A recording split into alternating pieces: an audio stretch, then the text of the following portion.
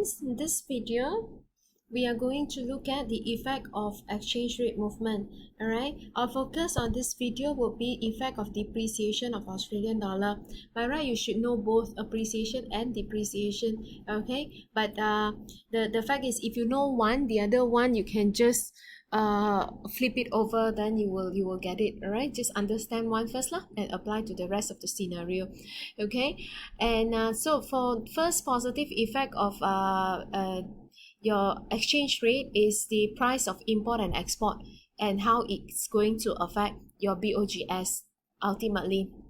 Okay, so we say that as Australian dollar depreciate, of course price of export will fall. Okay, but it will fall only in terms of foreign currency. Okay, the price itself doesn't change, but if you charge it in foreign currency, then it will be cheaper. Okay, and sorry, if you convert it into foreign currency.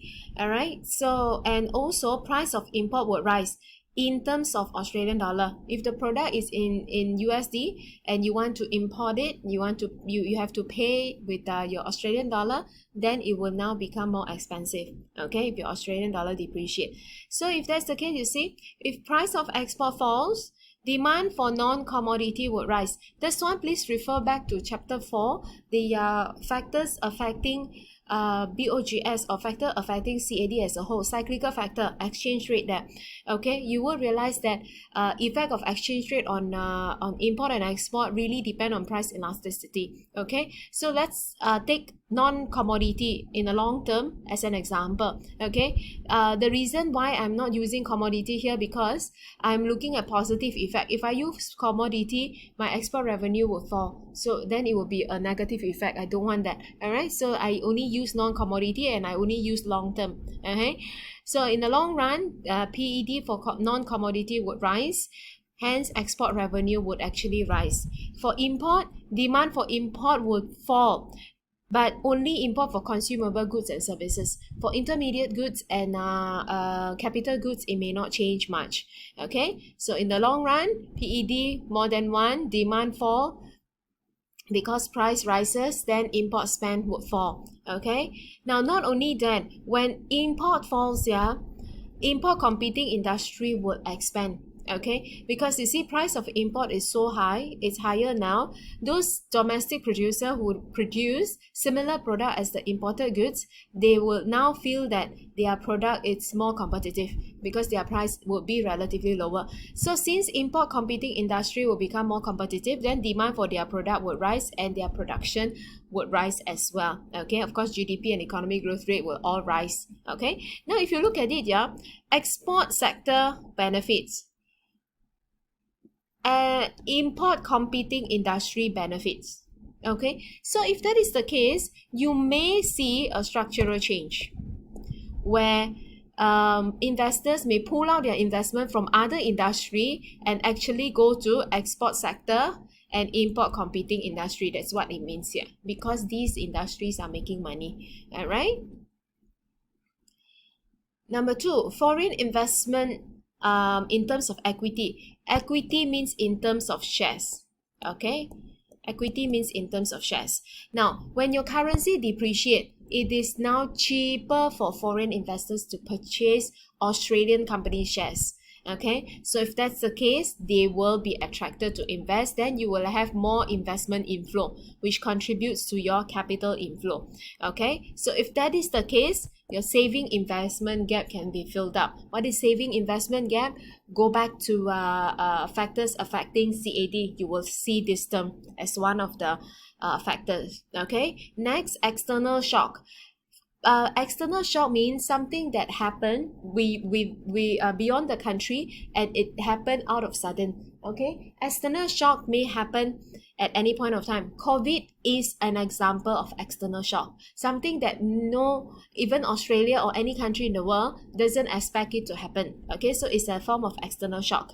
Now, because of globalization, countries are interdependent, and because of that, when you are interdependent, what will happen is any negative things that happens in another country or another economy, it's going to affect your country or your economy as well. Okay, say for example here, yeah, when your currency but however, when your currency depreciate, yeah, what will happen is, remember, the price of your import will be higher in terms of AUD, and that force you to expand your import competing industry. Because you expand your import competing industry, you will be less dependent on other country. Okay, that will make you less vulnerable to external shock. Okay, now for example, COVID. Okay, COVID hit China first, and China is the main exporter in the world and main exporting country in the world. In fact, if you look around for what you have been using all this while, most of it are made in China. Okay, and because we don't have the comparative advantage, hence we are not producing it, and so on and so forth. So China is dominating the market. Now it is so clear now, when China goes through the movement control operation for the past few months, their factory stop operating, all right, and the whole world feel the impact of shortage of supply. Okay, it's very, very bad because we are interdependent. So external shock, this disease or this virus attack China first, but then now it is affecting the rest of the world. Okay, so that is one example that I can give you at the point of recording. Okay, now Australia investment abroad, that's the next effect of AUD movement. If AUD depreciate, it will cause more return on investment for Australian investment abroad. Of course, Australia will not be investing in other country much, okay, but that will be a negative effect, so we don't want to look at it. We look at the return on investment now. So if Australian had been investing in US, for example, and Australian dollar is now depreciating, and this Australian is getting dividend in USD, okay, for his investment, now this USD worth more in Australian dollar. Okay, so it will improve Australian NPY.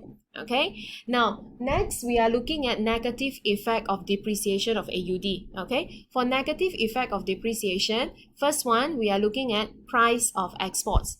Price of exports may change. Okay, this one you can see in the positive effect as well, but now we look at it from a different point of view. Okay, here we say that price of import in terms of AUD rises, so it gives lesser choices for consumer. You see, AUD, like what we have mentioned before this, it will cause price of import to rise. When price of import rises, consumers' purchasing power will fall.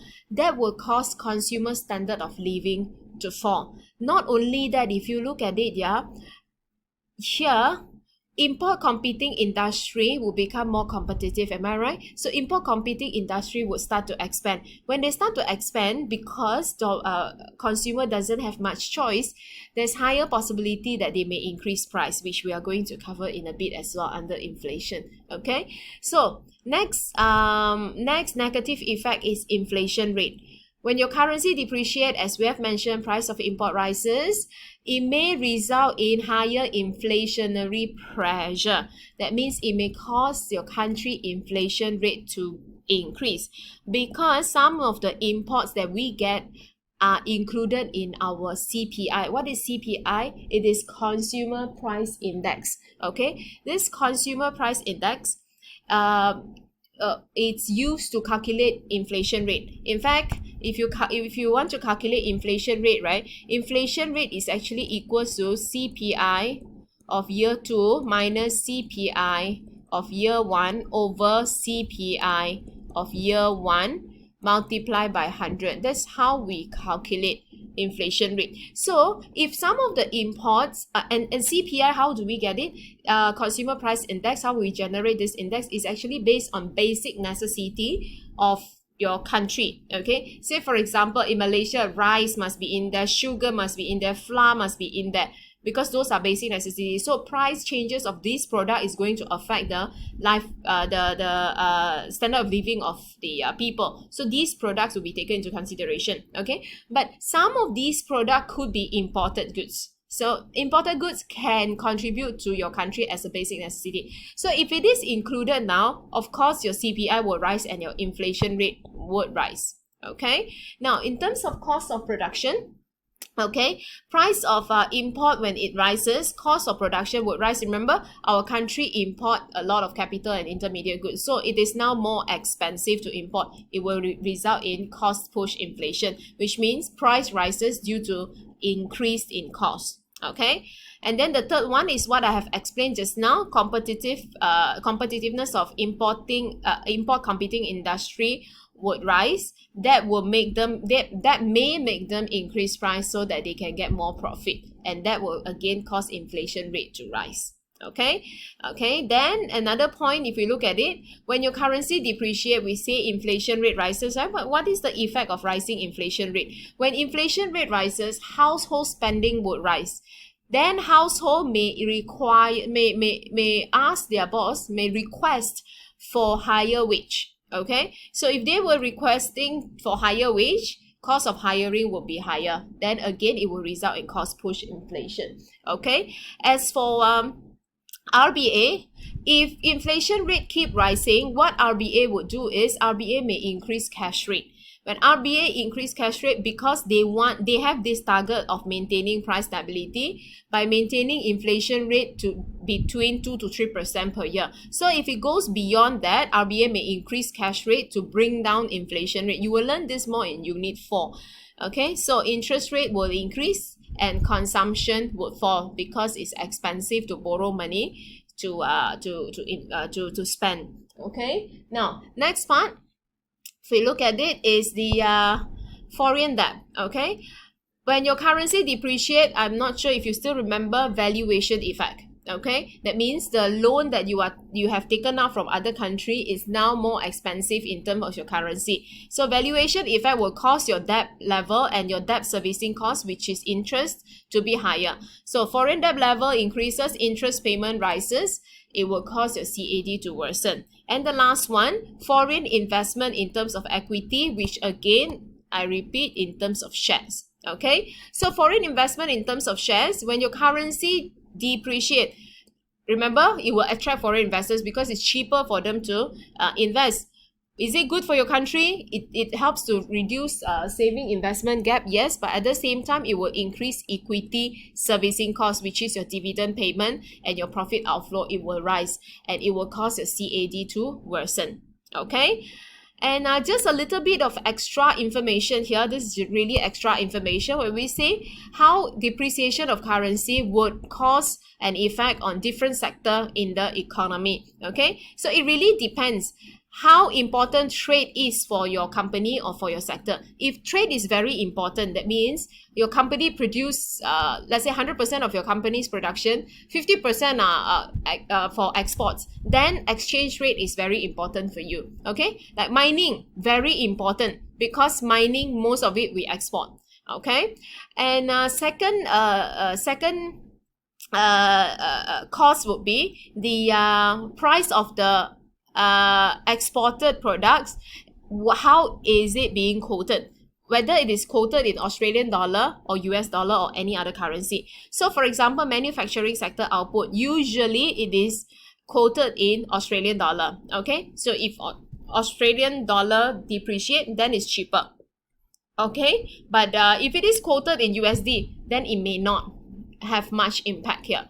Okay, then price elasticity of demand also affects. For example, if your service sector, where the price elasticity of demand is relatively higher, then exchange rate movement would have more effect. But if it is mining, maybe not.